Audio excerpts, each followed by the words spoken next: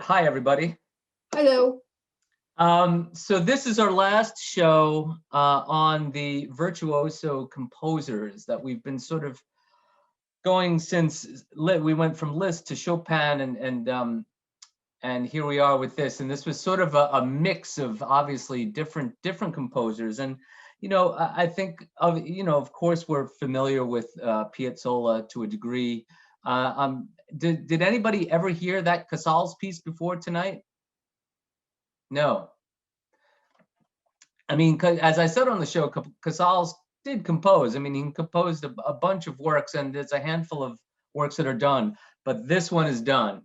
Whenever you see a Casals composition on a program, chances are it's going to be Song of the Birds.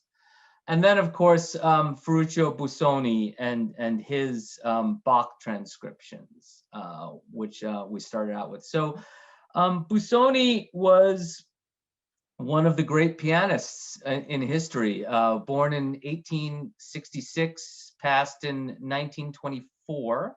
As I said, he was a prodigy, was born in Tuscany and studied abroad in Leipzig and elsewhere. And he got an early teaching job in Helsinki, which was then part of Russia, and befriended Jean Sibelius at the time, which I did not mention on the show. And he, after he's had these teaching jobs, and we'll get into it. He bounces around a bit. He got an invitation to teach in Russia. He got a prize from the Anton Rubinstein, and went to Moscow to teach after Helsinki. And he felt that he wasn't taken very seriously because he wasn't Russian. And people, and the Russian pianists of the time and composers of the time did not take him seriously at all. But then when he was in Helsinki, he had befriended Henry Steinway, the patriarch of the Steinway Company. And Henry's son, William, invited him to this teaching job at the New England Conservatory. And he said, okay. He had his friend conducting the BSO, Arthur Nikish, and gave it a go. And he showed up, and he was pretty unhappy. But I have a quote from Busoni about that job and about that decision. He said, "My plan is to occupy a permanent post for the first year, and then in the second, having made my name, to embark on a major tour, thus gaining peace of mind for 2 or 3 years in which I can improve myself. I shall be occupying the leading position in the country, while here in Russia I shall never manage to oust the Russian celebrities. And if I should not be happy, well, after a year I shall return with a little money in my pocket and the pleasure of having made a fine journey free of charge." So he was an enterprising guy. So he went to NEC, said, okay, I'm going to do my year, and he checked out, and then he started touring. He started touring America. And I wrote down, he made his New York debut in 1891 at Carnegie Hall. And that it was 3 weeks after Paderewski had made his debut at Carnegie Hall. So he then toured the US extensively, and then, not unlike Rachmaninoff, the touring sort of took over all of his time, and composing took a back seat to his concertizing. He said, "I have a great success as a pianist. The composer I conceal for the present." And he wrote that in 1896. So it's just a juggling match, as we all do with our careers and where we put our efforts. Something eventually has to take a back seat. So he gets involved. He goes to hear, when he was back in Europe, he goes to hear this organ concert in Leipzig. And he was at the concert with a student of his and his student's mother. And after the concert, it was the student's mother and said, "Hey, you should, why don't you try to transcribe these Bach pieces?" And that started his lifelong passion for the music of Bach. And he not only, wrote transcriptions of Bach's music, but edited Bach's music quite extensively. And his editions are still used today of Bach's music. So it's pretty fascinating. And we had the transcriptions, the 3 transcriptions. the Vocket Alf it's one of his more popular chorales, and that was the short one. The more substantial transcriptions was, of course, the Chaconne from the solo partita for violin, D minor, which is truly one of the masterworks of art, frankly, period, in the last 400 years. The Chaconne is quite a significant piece, and it's perhaps his most successful transcription and most performed transcription. You see that quite a bit on concert programs with pianists, the arrangement of the Chaconne. And then, of course, we heard the D major prelude with Dubravka Tomšič. But I have a quote from a musicologist who was German and Jewish. His name is Hugo Leichentritt. And I mentioned that he was Jewish because he fled Germany in the 30s, in the early 30s. He saw the writing on the wall. And he wrote letters trying to get teaching positions in the States, and wrote every major institution, Harvard, Yale, Juilliard, you name it. He wrote everybody. And Harvard was the only one that responded. And he got a teaching position at Harvard. And he turned out to have been one of the readers of Bernstein's thesis, which I found very interesting. And he actually criticized Bernstein's thesis as having had an arrogant attitude and an air of superiority, which I thought was pretty amazing. But he had a very distinguished career at Harvard. But here's what Hugo Leichentritt says about Busoni's transcriptions, and he wrote this in 1917. His transcriptions are, in fact, as pianistic as may be desired. Moreover, they reproduce in new effects of sound the peculiar organ style with its sudden changes from one color to another, from piano to forte, its powerful massive chords. Busoni makes a principle of avoiding almost entirely chords struck in the arpeggio manner as being alien to the organ character and depriving the chords of their organ-like solidity and massive power. It is interesting to see how, by this means alone, his transcriptions get a more organ-like sound than those by Liszt. By careful doubling of chord notes, choice of proper octaves, distributing the music to both hands in a practical way, and a refined use of the pedal, he obtains surprising effects.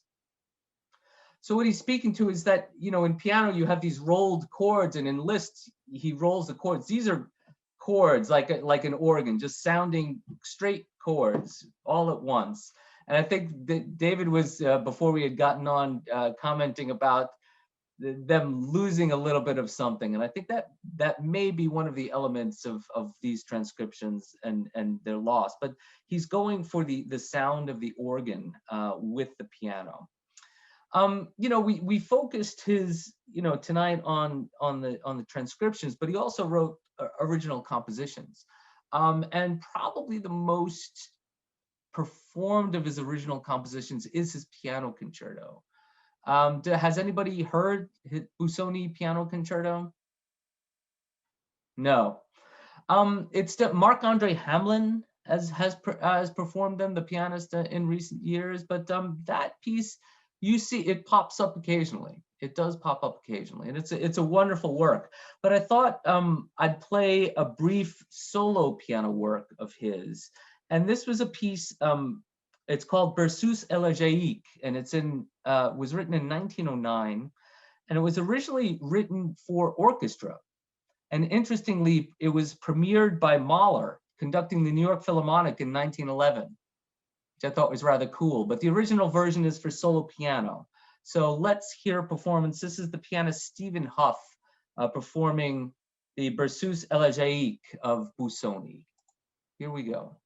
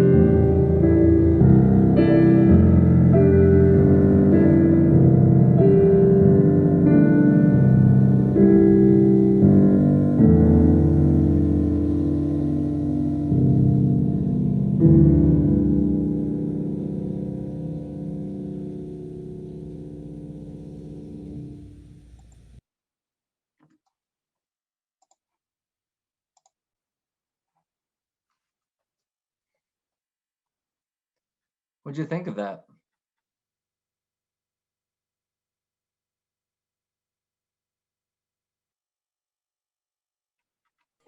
Nobody wants to jump in. No thoughts. Okay, I'll say something. Was it? I don't know if it's the recording or to my ear. There was a lot of sustain with um, as conflicting harmonies at the same time. It sounded very to me. It sounded very modern, but Yeah, I mean, how would you compare it to, let's say, Rachmaninoff? I mean, is it, do you think, we spoke about Rachmaninoff being firmly rooted in the 19th century and being very romantic. Would you categorize this as such? I wouldn't. It looks like a step beyond into the 20th century with more dissonance, more overlapping harmonies. I don't know what if other people heard the same thing. Does anybody else agree with that or think differently? I think Gary is exactly right. It's sort of, I mean, it's certainly tonal. It's not Schoenberg, but it's more dissonant than Rachmaninoff. There's no question. And I think what you're speaking to, Gary, is that yes, there is a lot of pedaling and a lot of notes carrying over and then clashing with something that's happening, and then it moves on. It's not purely atonal at 1909, but it's adventurous harmonically. It's adventurous. It's more adventurous than Rachmaninoff. And of course, this is obviously a slow piece. We won't talk about the technical challenges of this piece, but yeah, I think that he's sort of straddling the two worlds, and I think that's true of his piano concerto as well, I would say.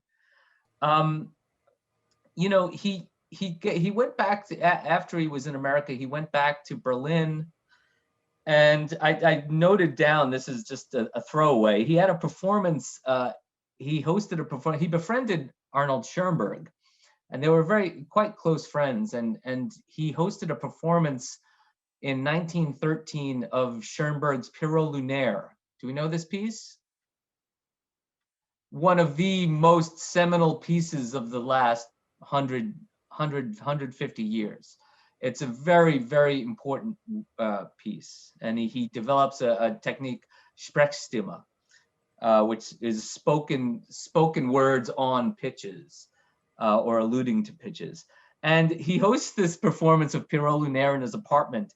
And in attendance was Schoenberg, the conductor Wilhelm Mengelberg, Edgard Varese, and Arthur Schnabel, which is quite an impressive group of people A lot of brain in an power apartment. Oh, but you asked about the technical on the. Are there any pianists here in the audience? He was crossing. He had his hands crossed quite often, black keys, white keys, in at various sections. Is any pianist want to comment on that? Not sure our pianists are here this evening. Oh, okay. But I was speaking to this. It's an elegiac piece. I mean, it's slow, and it's even with hand crossings, it wasn't very technically challenging at all. But I wanted to close out Busoni with a quote, which alludes to what I had said on the show, where he thought that the performer should have great liberty with what the composer writes on the page. And he speaks to something that I feel very strongly about with classical music in general terms. And he says, music is so constituted that every context is a new context and should be treated as an exception. The solution of a problem once found cannot be reapplied to a different context. Our art is a theater of surprise and invention and of the seemingly unprepared. The spirit of music arises from the depths of our humanity and is returned to the high regions whence it has descended on mankind. So I speak about this often about classical music because I get very upset when people say, oh, well, the music is old, everything, we're just looking backwards and it's all, this. But with the application of artists, to this music, it keeps the art form organic because you keep having the artist's interpretation of this repertoire. And it's, of course, we hear sometimes the same repertoire that happens in concert halls, but it's never ever the same. It's never the same. And I take great umbrage when people get, it's, oh, well, it's just, oh, we've done that, so why do we do that? It's like so wrong, because you have this, it's just a remarkable thing where you have this work of art, and then you're taking this highly talented artist applying their aesthetic to interpret that work of art. Each concert that we listen to, yeah, it's really it's remarkable. And I get a little upset when the people talk like that, because it's always inventive. You know, Derek, even the same person plays it differently every time. You know, you want to emphasize other things, and you want to do something with dynamics. So you could find that same person playing it differently. It's a great point. Yes, absolutely. And even on a performance, like I had the great fortune when I was in school to usher at Avery Fisher Hall to make a little money. And what it enabled me to do was to hear the New York Philharmonic play the same program 4 times, and it was fascinating to me. And then hearing the soloist play the concerto 4 times, where especially with soloists, you would hear, the Thursday night performance, it'd be like a little like that, but then the Friday performance, Saturday performance would be great, and then Tuesday might be a little tired. Like, I don't want to generalize, but that was generally how it went. The Friday and Saturday performances were really great, but the Thursday and the Tuesday, maybe not. So yeah, these are human beings. That's why we go to live perform. That's why we all go to live performances. That's But right. it's the same thing in jazz. Usually, first set is warm up, second set is really killing, third set, well, maybe more contemplative or something like that. Right. Yeah. No, that's what these are human beings performing this music. Just even the hall, the way they feel. I mean, it changes constantly. It's always changing. And some nights they'll take more risks and sometimes they won't. I mean, it just, it's wonderful. It's really wonderful. So we moved to Casals, and we all know Casals is Casals. I mean, Casals is a titan. Were we aware? I mentioned his influence on the Bach suites. Were we aware that he was the one that really brought them to light in his performances? Yes, before he played them, they were looked at as basically etudes, and they were just put aside completely. And he's the one who brought them to the world. That's right. And he was a prodigy. He was born in 1876 and passed in 1973. And he was famous prodigy, came up and was concertizing. He played for Queen Victoria, and then came over to the States. It was a very funny thing. So he made his Carnegie Hall debut in 1904. He played Strauss's Don Quixote. And it was with an orchestra. I didn't see the orchestra, but Strauss was conducting. And a few days before, he played at the White House for Teddy Roosevelt. And he just transcended this thing, and he has this extended career. And well, I'll get into that, but he's just this titan. And then he leaves.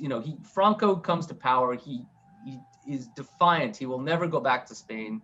He settles in Prague. He forms this very famous festival, and there are a lot of recordings from this festival available, and some YouTube recordings. And he played trio a lot with Alexander Schneider. Do we know Alexander Schneider?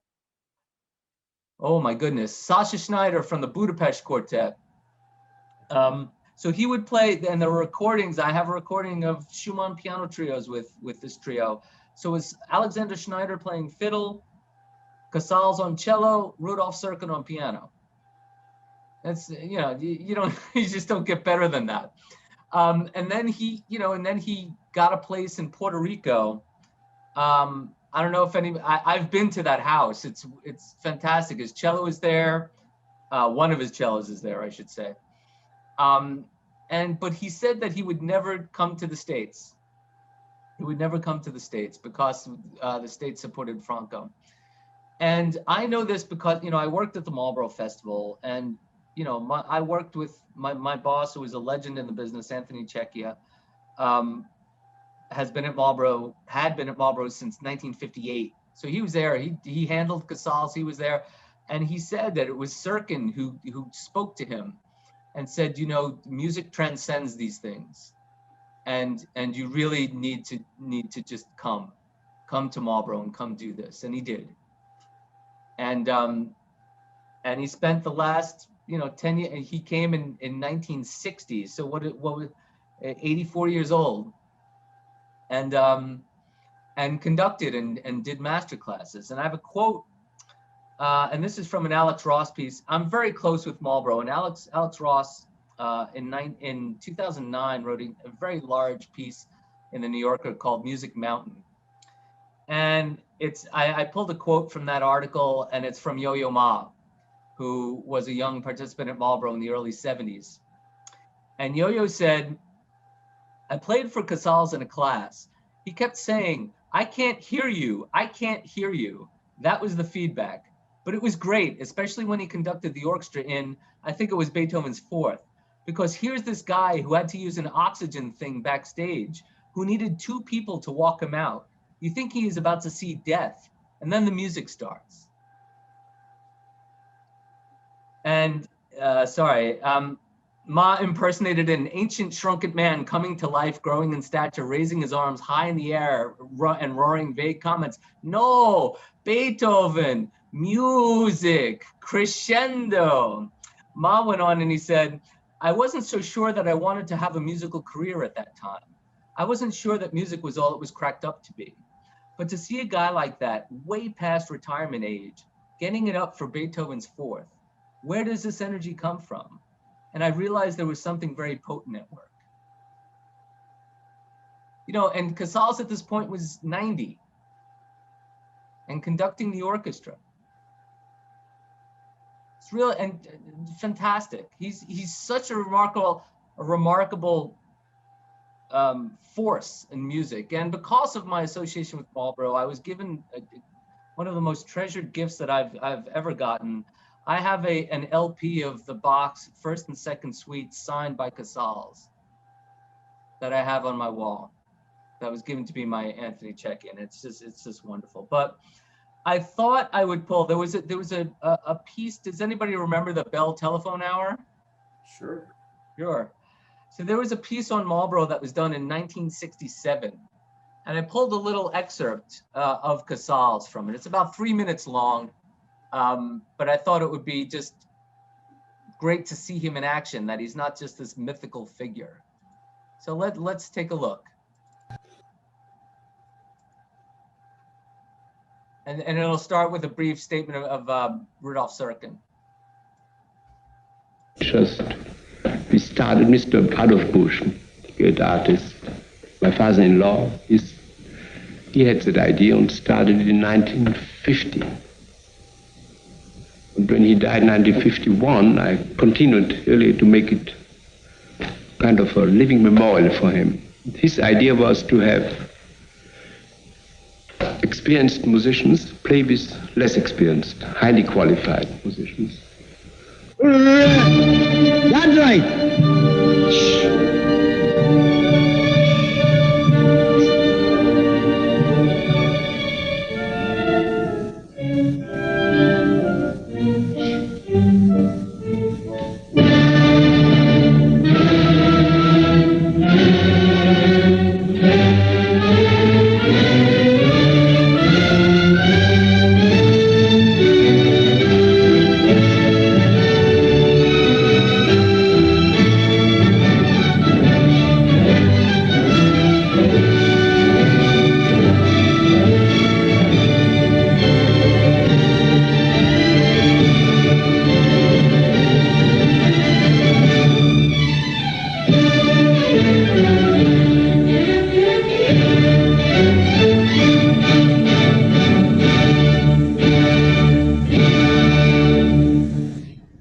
That is good. Good, good. How beautiful. Incredible.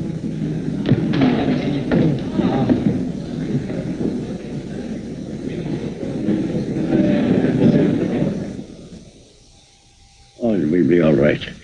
And you may be very proud in America to have such wonderful, wonderful orchestras. Rivalities are not conceived there.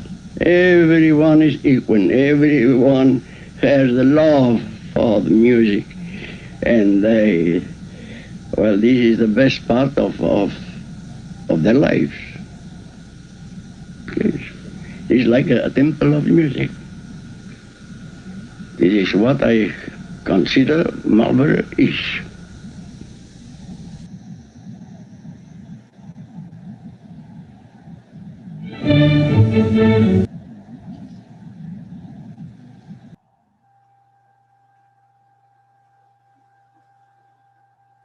So he was a force of nature, even at that age. Just a real. I write, Derek, that during the last, probably the last decade of his life, he always used that Song of the Birds as kind of a signature piece. He played it at every concert. He performed it as a kind of his memory of what he was living for. He did it longer than that, David. Yes, it was really as a support for the Catalan people against the Franco regime. Right. Yeah. David, Derek and David, he must have been touring in the United States around 1960, because I saw him with the Chicago Symphony at that point. Yeah. He'd come back. Yeah, there's actually video, and we don't have time for it tonight, but you should check it out. There's a masterclass of him at Berkeley, where he's working with the student on the Brahms first cello sonata, and he actually plays a bit of it, and it's just wonderful. You know, and this is a man, he's 84 years old. I mean, just, it's wonderful, absolutely wonderful. And at Marlborough, they said he had a saying about that each note is a snowflake, that there's not one that's like the other, and that you have to play music in this way. It's beautiful, beautiful. And then Mr. Piazzolla to close the night. So Piazzolla was born in 1921, passed in 1991. And as I said on the show, you know, he wasn't your normal tango player. This guy, he studied with Alberto Ginastera and pored over the scores of Bartók and Stravinsky, went to study with Boulanger in Paris, and then came back and created this new tango. And you can hear the techniques that, you know, in the Kramer and the Kremerata Baltica performance, you hear these sounds, these sort of ethereal sounds that are coming out of these stringed instruments. That's quite cool. What do you think of the performance with Gidon Kramer? Nice. Great, yeah. That was back in the day. You know, it's funny. You know, some of these archival recordings when the series used to bring some chamber orchestras around, and the chamber orchestras have become so expensive to both to tour and to present that we just, I mean, they're just, the fact that Gidon Kramer came here with his group is astonishing, actually. That presentation these days would probably cost $50,000. Yeah, to come. So, and I don't want to charge $200 a ticket. So yeah. So, but you know, he was very famous, you know, in his own country and everything. He does the Montreal Jazz Festival in 1984, and you know, boom, he pops, and you know, musicians want to work with him, and we'll get to the piece that was left off the program, which was a piece that was written for the Kronos Quartet in 1990. But my first brush with Piazzolla didn't happen until 1990. What was it? 97, Yo-Yo Ma put out a disc, a tango disc. Does anybody remember that, or is it familiar with that? He put out a disc in 1997. It was called Soul of the Tango. And I was a young whippersnapper who was working in management, still playing, I believe. Yeah, still playing. And Lincoln Center presented sort of a launch of this album, and they presented at the Supper Club in New York. And basically it was Yo-Yo and all of these other musicians, and one of the musicians that I worked with, the Assad duo, these guitarists, these Brazilian guitarists, were part of it, and that's why I was there. And that was honestly the first time I had ever heard Astor Piazzolla in 1997, and it was really, really stunning. And he sort of took over. I mean, you know, Yo-Yo sought to play his music, Kramer, Emanuel Axe, and so he was, you know, in that, I hate to use the word crossover, but that's kind of like where his niche was. So the piece that we left off tonight was a piece for tango, and as I said, written for the Kronos Quartet, and we had a performance of it by Echo, the East Coast Chamber Orchestra, which is basically they just built it out in the string in a string orchestra version of the quartet piece. So I wanted to play that performance. This is a performance from January 4th of 2009, and this is the East Coast Chamber Orchestra. Here we go.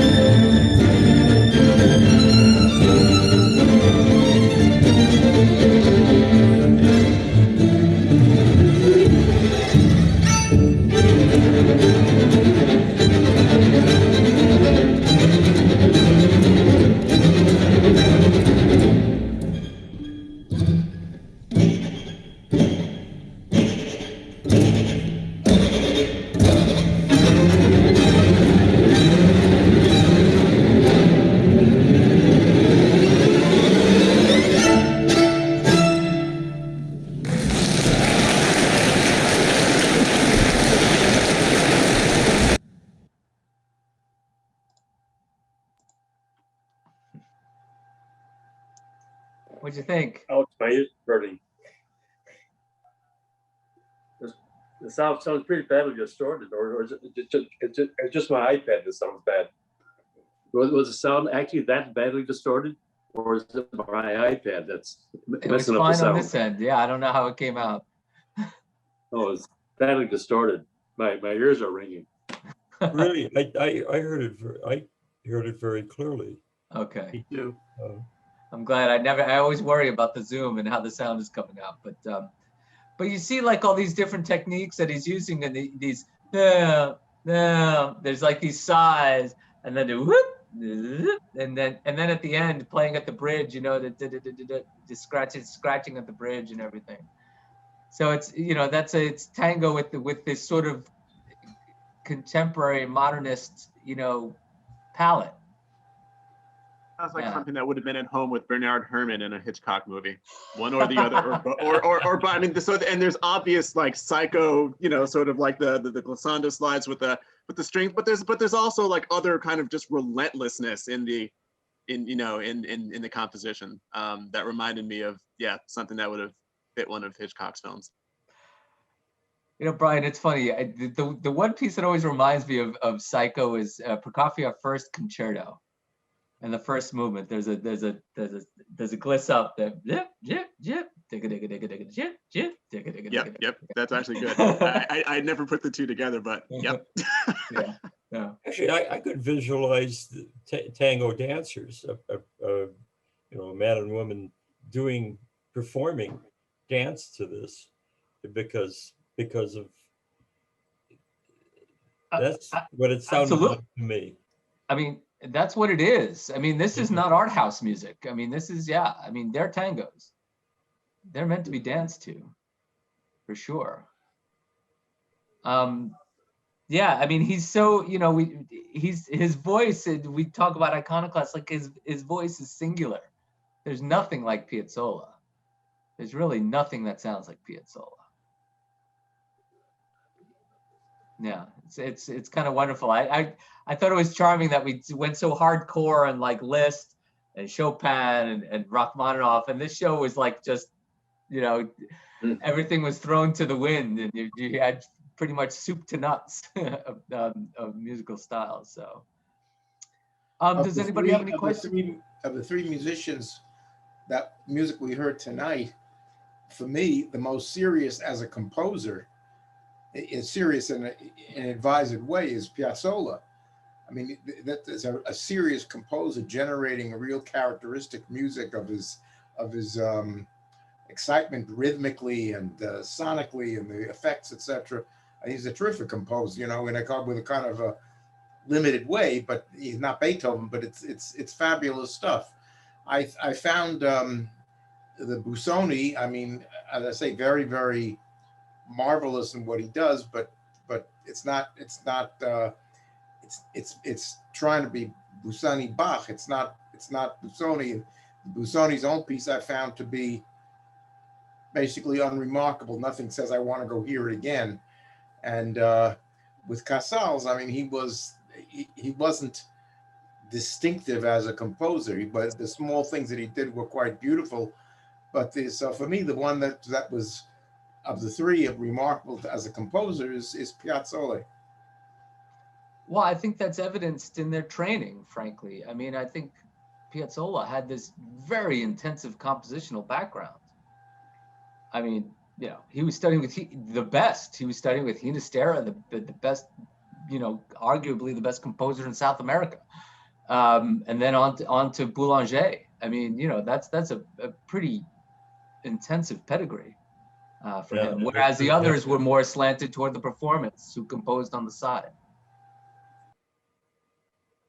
Gary, did somebody want to say something? I'm sorry. No, I just thank you for the Piazzolla. I have to go track it down and make sure I get a recording of it that I can listen to it some more. Yeah. I mean, for my personal taste, a little bit of Piazzolla is great. I find it's as I find with and I'm not lumping them together, but minimalist music I find in small doses is great. but I get a little tired of it after a while. Well, it's good. It's good to have variety. That's why we go to concerts. You go hear funny things, surprises. It's good to be surprised. It is the spice of life, after all. So, any other questions? Yes, Paul. So naive question, could we backtrack to Bach? Did a few naive questions. Did the Okay. piano even exist in Bach's day? Is No. when we hear the English suites, the French suites, those are transcriptions also? No. I mean, you're getting into performance practice questions. It's funny because some feel it's okay to play Bach, solo piano pieces of Bach on piano, solo keyboard pieces of Bach on piano, while having it in a continuo setting is a little bit something to avoid, where you want a harpsichord sound. Like it's just more accepted to play Bach on solo works of Bach on piano, whereas in other contexts, it's not so desirable to do that. There's not really a rule, frankly. You can talk to somebody about early music and they'll say you can never play Bach on a piano. But you've sat in the concert hall, you've heard it. They're just, no, they usually go right to the text of Bach and the Ausgabe. But it's not an addition for piano. I think the question actually was about the instrument.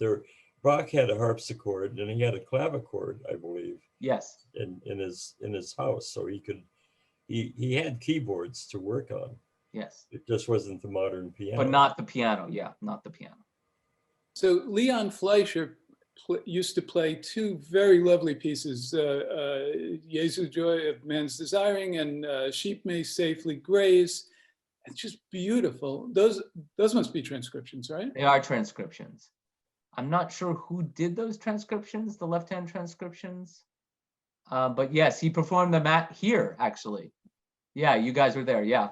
It's funny because, the records say we have that recording. I don't have that recording.